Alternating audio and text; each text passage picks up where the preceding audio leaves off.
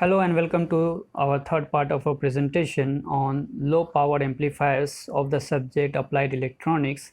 Myself Sanjit Kumar Singh, lecturer in Electronics and Telecommunication Department at Pravin Patil College of Diploma Engineering and Technology.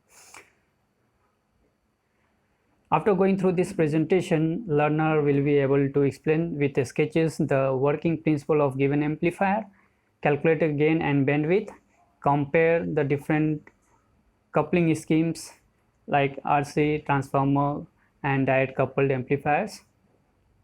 Topics that are covered in this presentation are transformer and diode coupled amplifier, or its circuit diagram, operation, frequency response and applications. Similarly, we will see the FET based common source amplifier or its working principle and applications. Moving on, so first the transformer coupled amplifier. Here, as we can see in the circuit, there are two transformers used. The first transformer is at the collector of the first stage amplifier, and second transformer T2 is at the collector of the second stage amplifier. The first stage transformer couples the output of the first stage, whereas second couples the output of the second stage to the load. So T2 is output transformer that couples output signal to the load. How it operates? When a signal to be amplified is applied at the base of transistor Q1, first transistor, it is amplified and is obtained across primary winding of the T1. Then this signal is fed at the base of second transistor Q2 by the secondary winding of first transformer for further amplification. Turns ratio of transformer can be adjusted for impedance matching, like in the audio power amplifier. It can be converted to tuned voltage amplifier by connecting capacitors across transformer windings. So how is the frequency response of the transformer coupled amplifier? Here it is. So we see in the frequency response there is a resonant condition, that is due to the interwinding capacitance, and it will resonate at the frequency of the input signal. So flatter response is obtained for a mid frequency for which it is designed, and there is of course a roll off or drop in the voltage gain for the lower frequency and for the higher frequency. Moreover, it is to be noted that resonant condition is mostly obtained at the higher frequency. Now, what are the advantages? As we can see, there is no signal power loss in the collector because collector has been replaced with the primary winding of the transformer, and transformer windings have low resistance. Transformer coupled amplifiers also offer excellent impedance matching. Then it gives more voltage gain than RC coupled amplifier. So these are the major advantages. Drawbacks, the demerits are it is expensive, the transformer comes costlier, and it is heavier too. Then frequency response is not flat. Resonance, as we saw, at some frequency due to interwinding capacitance takes place, and as the most of the transformer produces hum, it is also producing hum in the circuit. Applications, the major applications are in radio frequency amplifier, in radio and TV circuits, and power amplifier and impedance matching. Then the diode coupled amplifier, here is the circuit. So there is no coupling component between the output of first stage to the input of second stage. It is directly connected, as we can see. And the input applied at the base of first transistor is directly coupled. There are no coupling capacitors as well on the input side and the output side of the second stage. It is also called a DC amplifier because it is used to amplify very low frequency or frequency when of the order 10 Hertz signals or even DC signal can be amplified. That's why it is also called direct coupled amplifier. And as I said, there are no the input and output coupling capacitors present here.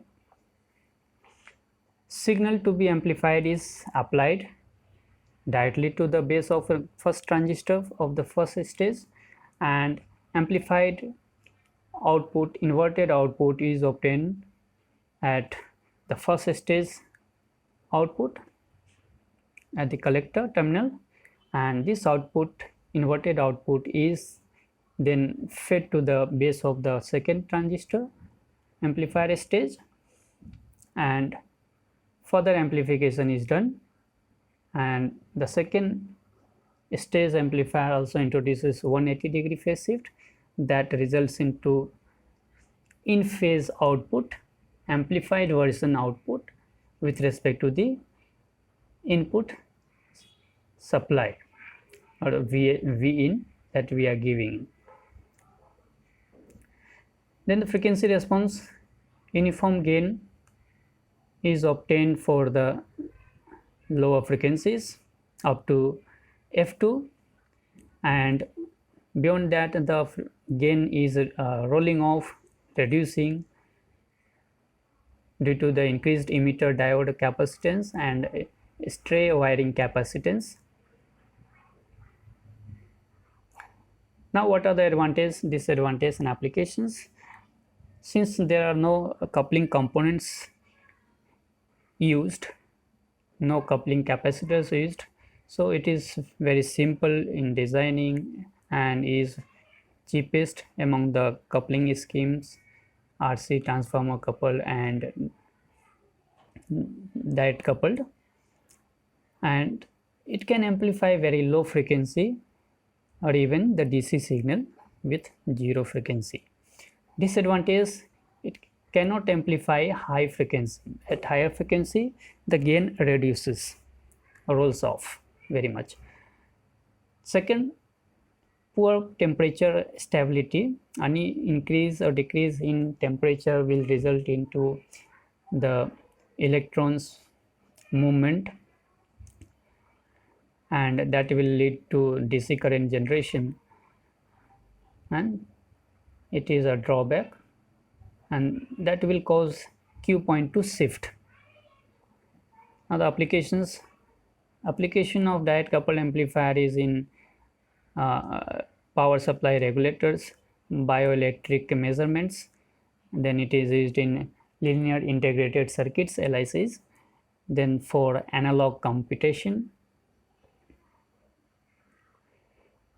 Here is an example of a direct coupled amplifier, but it is termed as a Darlington amplifier, where we see the emitter output of first stage is fed to the base of the second stage.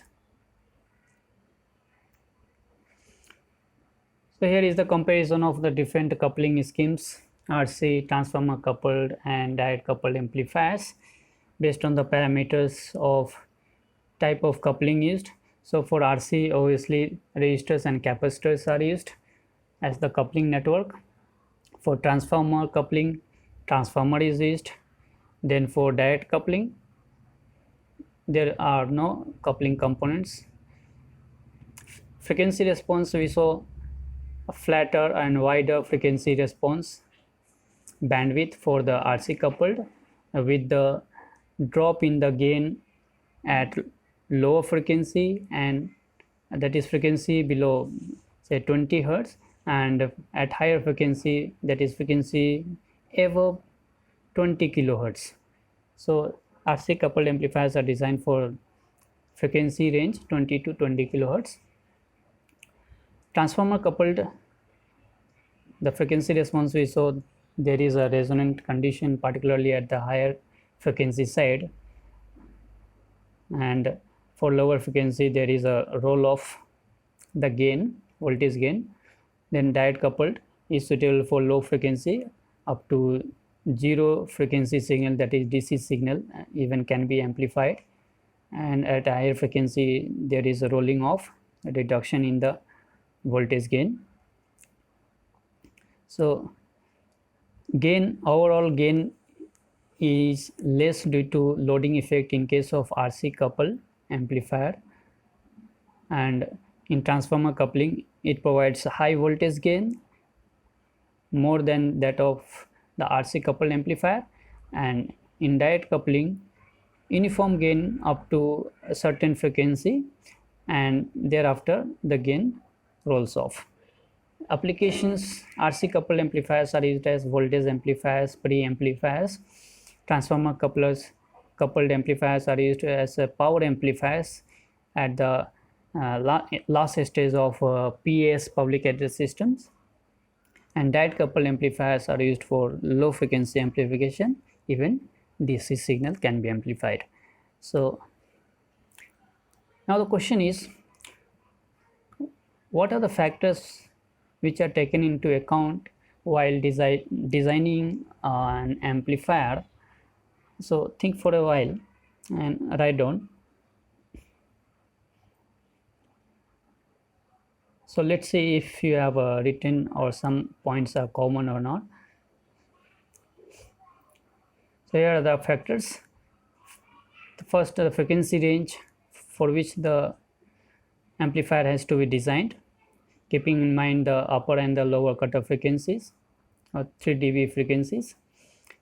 The gain, what gain is desired, how much gain is desired of the amplifier to be designed. Then the coupling scheme, accordingly we have to select the coupling scheme. Then class of operation, depending of the location of Q point and so on. Input output impedance, that of the amplifier and that of the source and the load. Then FET amplifier, here we have to learn about particularly the common source amplifier, its working principle and application. So just a review, we have studied in earlier semesters what are the types of amplifier: common source amplifier, common drain amplifier, common gate amplifier. Different biasing methods are used, that is gate bias, self bias, voltage divider bias, source bias. So these are the different biasing, and the circuit we are seeing for the common source, first one, then common drain, and the last common gate amplifier of the FET. Operation region of JFET is, it is operated in the saturation region in order to make it work in amplification mode or amplifier. So here the circuit diagram we see on the right, it is very much similar to the common emitter amplifier, BJT based. So here we have made use of N channel JFET. Rest of the components are identical to that of the common emitter amplifier. The R1 and R2 are the voltage divider biasing, one of the biasing methods used. C1 and C2 are the coupling capacitors, C1 for the input and C2 for the output coupling, and CS is the bypass capacitor that is working to keep the source terminal of FET effectively at AC ground, means it is coupling the AC, and for DC signal it is acting as open circuit. So for P channel JFET, VDD, the supply voltage VDD is negative and VCC is positive. So that is the difference for N channel and P channel. We have to reverse the polarity of the voltage supply we are feeding to the circuit. Then the operation, how it is operated: when a small signal to be amplified is applied at the gate of the FET, it produces variations in the VGS, gate to source voltage, and this variation will subsequently vary the current through the RD, and that ID will be increased or decreased with VGS. So does the voltage across RD. As the current through RD increases, decreases, the voltage across RD drain resistor will change. So here is the equation that shows the relation between VDS and ID and RD. So VDS is equal to VDD, the supply voltage, minus ID into RD, voltage drop across the drain resistance. So VDS decreases for positive half cycle and increases for negative half of Vin, that is output is in phase with respect to input, similar to what we obtained in the common emitter amplifier of BJT. So there is inversion of the signal with respect to the input at the output of JFET common source amplifier. The second circuit we are seeing down is the AC equivalent circuit, where we can see R1 and R2, the potential divider resistors or biasing resistors, comes on the input side with the voltage across a gate source on the input side, and on the output side the JFET is replaced with the two components, GM VGS and the S equivalent resistance, drain resistance. Then there is drain resistance RD. Then what are the advantages of the FET amplifier, the CS amplifier? High input impedance, low output impedance, high gain, high voltage gain, and output out of phase with respect to input, and that is inversion of the output takes place. Applications: it is used as a pre-amplifier in audio amplifier circuit, as a voltage amplifier, and as it is used in public address system. So here is the summary of what we learned in this presentation. We saw the transformer coupled amplifier, we saw the diode coupled amplifier, we saw the circuit of it, the operation, frequency response, and applications. Similarly, we saw the FET common source amplifier, its working principle and applications, and we also saw the different coupling schemes based on number of parameters, based on particularly the frequency response, the coupling component, gain, and applications. So thank you very much. That's all. Some of the learning resources we can go through. Thank you.